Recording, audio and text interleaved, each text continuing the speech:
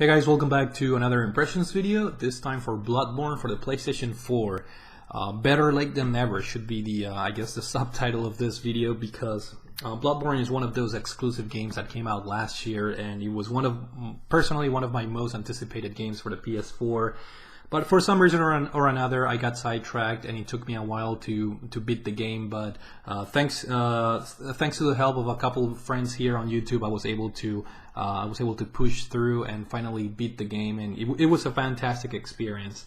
And truth to be told, most people that wanted to finish or beat the game have already done it. So there's not a whole lot for me to add. But I figure I'll do my impressions video as I usually do, and have I guess a reminder video of what my impressions were.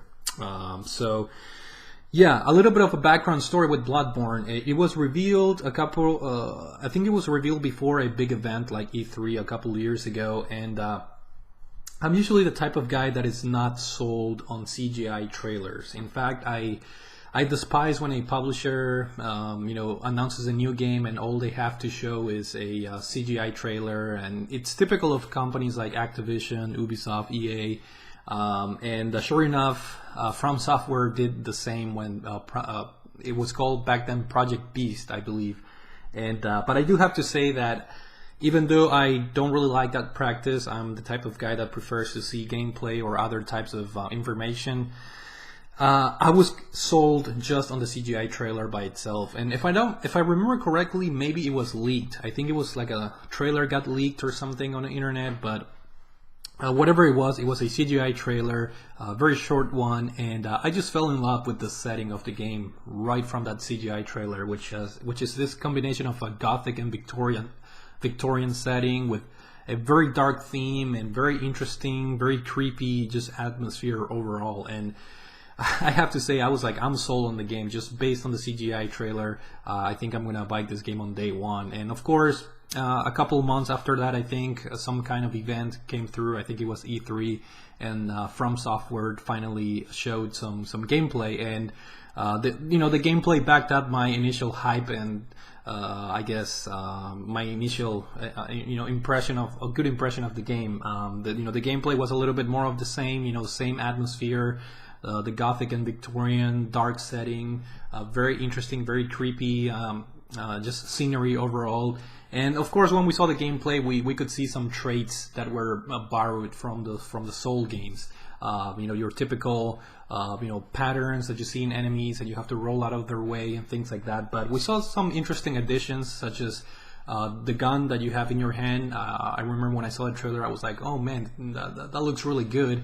Not in the sense that I was hoping this game to be a third-person shooter or anything like that, but it was clear from the first gameplay trailers that the gun was going to have somewhat of a minor role as a secondary weapon, and but nevertheless I was excited because it was a new setting overall. That was I guess my biggest excitement for the game. It departed a little bit from that dark fantasy theme that Demon Souls and the Dark Souls games have going on, and this game took its own atmosphere, and I thought it did a fantastic job. So with that being said, I pre-ordered the game, got it on day one, paid full price for it, no regrets.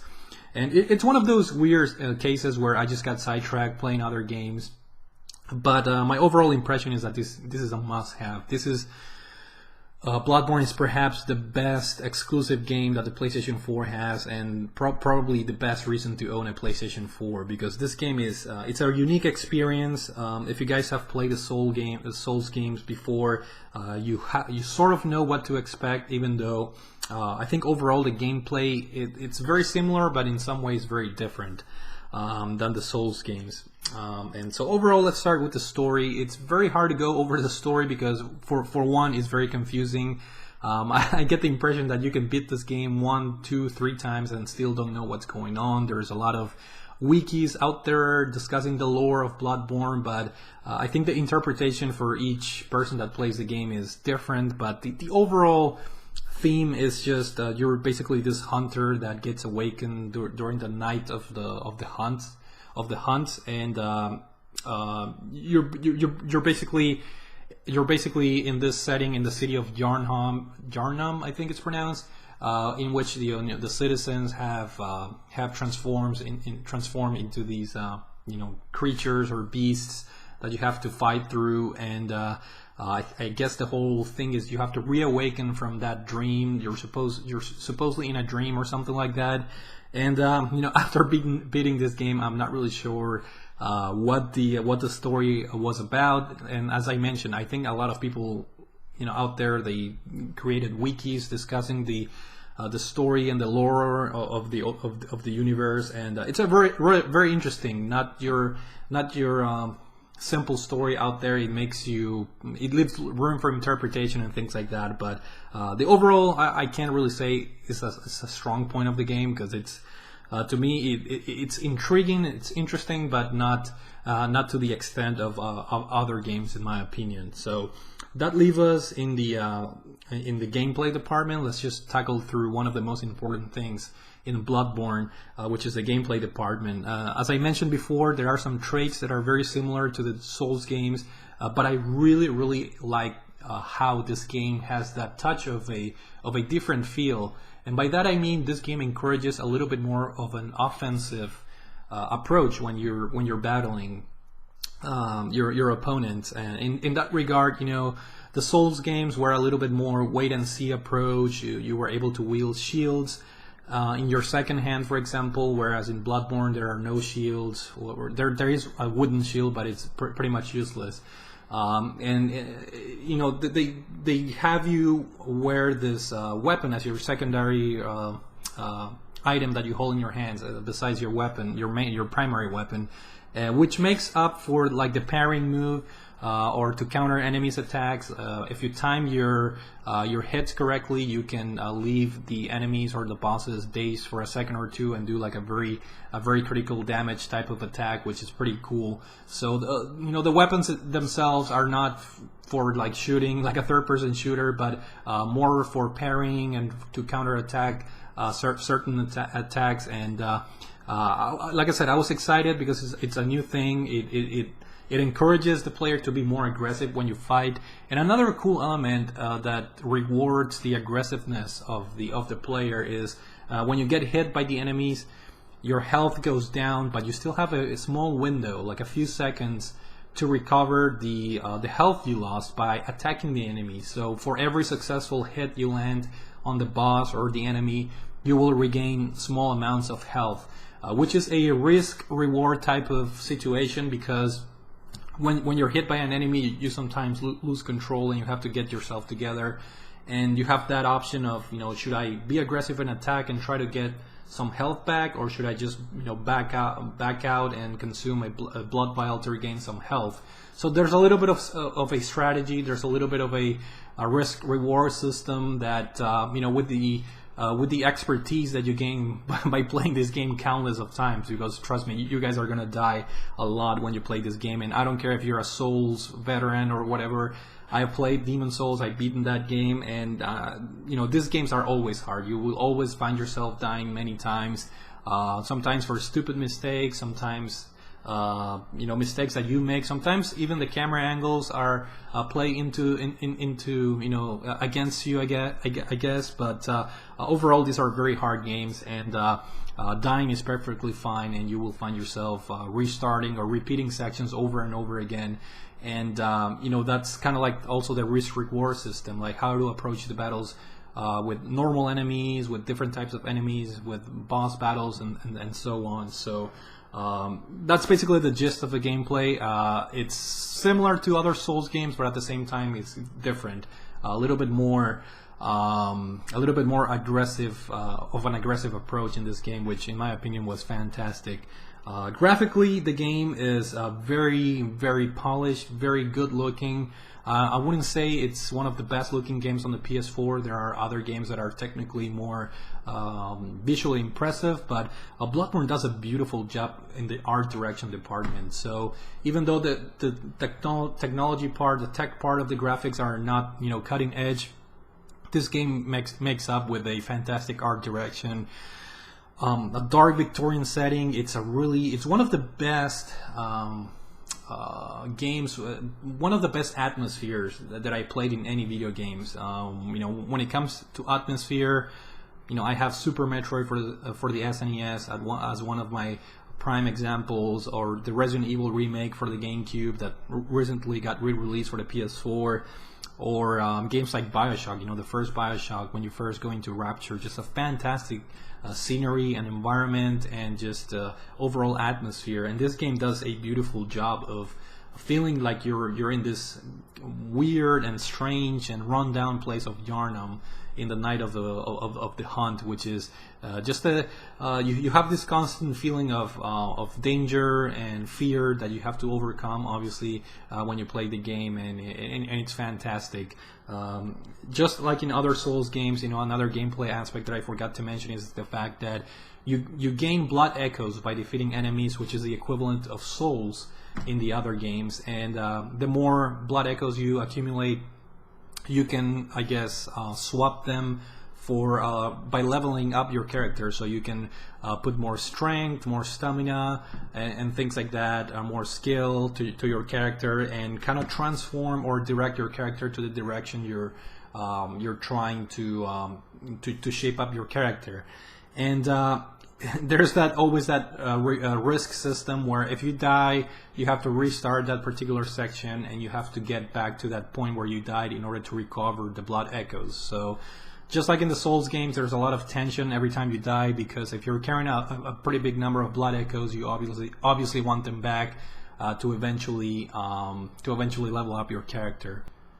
And we're back. Sorry guys, the video got cut off, but I was going to talk about the level design in this game and how great it is, because the areas in this game are all basically interconnected for the most part, and the shortcuts in this game are just brilliant. The way they design the levels, you would play a level, go through an area, and at the end of this area, which is, it takes a while to get through, you will reach, say, a gate, and when you open that gate looks familiar from an angle. And when you finally get to that gate and you open it, you realize you open a shortcut, and you have access to the lamp, which to the lamps or lights, which in this case take you to like the safe zone of the game, which is this lobby, the Hunter's Dream it's called in Bloodborne, which is a place where you're safe. There are no enemies that attack you. You can level up your character and things like that. So the level design is absolutely fantastic, in my opinion, better than Demon's Souls, for example, which is a game that I play and beat. And I thought Bloodborne improved on that, and just the very clever ways of using the different environments, both environments that are on outside or on the inside, buildings and things like that. I thought the shortcut design in this game was absolutely fantastic. Now, as far as how I played this game, and one of the reasons why it took me a while to beat this game was I started this by myself. Got it on day one, and I put a considerable amount of hours into it. I was able to defeat some bosses that were pretty difficult, by myself. And then I stopped, and it wasn't until a few weeks ago or a few months ago already that a couple of friends here on YouTube offered their help to get me back on the game, and I'm really glad I did, because I was able to experience two different sides of how to play Bloodborne. One of them was by myself, which is way more tense, way more challenging, way more difficult, but at the same time is more rewarding. It's more of an accomplishment, if you will, fighting bosses by yourself and trying to figure out where to go next by yourself and things like that. It's a little bit more rewarding on the challenge part of the game. And then the other part was obviously playing with friends, and a couple of the friends that I played with, Leo the Funny Nerd, Scott Ultimate Floyd, Devil May Pie, and Jay Shy. Thank you guys for the help, but it was easier, obviously, especially with those guys that have already beaten the game. So it was much more easier for me to, because they were basically guiding me through the optimal paths. It's better to go this way. It's better to fight this boss first. So in that regard, it was way easier. and they already knew, you know, the tips to defeat certain bosses. They would warn me, okay, this boss will, you know, shoot flames when he jumps here or whatever. So it was much easier. But at the same time, I had more fun playing, I guess if you want to call it co-op, because we would set up a party, a PS4 party. We would talk, you know, with each other, communicate with each other, and it was more fun. I had more fun playing the game co-op. But at the same time, it was an easier approach, which is there's nothing wrong with that. But at the same time, playing the game by myself also had its pros, I guess. It was a little bit more of a rewarding experience. But I want to go ahead and say that if I were to play the game by myself, I don't think I would have beaten the game this quick, because I stopped playing the game by myself. And then, you know, months and months went by, and then Leo finally convinced me, hey, you should come back to Bloodborne. We can lend you a hand if you're stuck or you forgot where to go. And I accepted that. And after that, it only took like a week or two for everybody else to jump in. I was playing the game with those people that I told you guys, and it only took like a week or two for me to beat the game. It was much faster, and we had a lot of fun. And my plan is to go back eventually, because the game has different endings, and I got one of them, and I think I have 2 more endings. There's a true ending that it's pretty hard, because you have to find these 3 items that are pretty well hidden in the game. But I know I missed a couple of the optional boss fights in the game, which is another thing that I would like to see, because another strong point of Bloodborne is the bosses themselves. I think the character, the boss design, it's just fantastic. There are some bosses that are pretty cool looking, pretty freaky looking, and I really enjoyed some of the character design for the bosses. So I'm sure a couple of those optional bosses that I missed are pretty cool looking, and I would like to see them. So that's another thing for Bloodborne. You know, there's always a new game plus that I can play and see what I missed as far as optional bosses and optional areas and things like that. And there's also the DLC, which came out at the end of last year, which is supposed to be pretty cool, supposed to have a pretty good amount of content. And then there's of course the chalice dungeons, which I have to admit I haven't really delved too much into them. I've heard bad things about them, and I actually ventured into a chalice dungeon just by myself, and I thought it was pretty boring, and I can see why people don't really enjoy doing the chalice dungeons. And it's a requirement to get the platinum trophy, so I know a lot of people were complaining on how boring and difficult at the same time achieving that platinum trophy is. So I guess that's about it, guys. I mean, there's nothing else that I will add. Just like to thank everybody that helped me get through the game, and hopefully you guys enjoyed the video. Thank you for watching, and I will see you all later.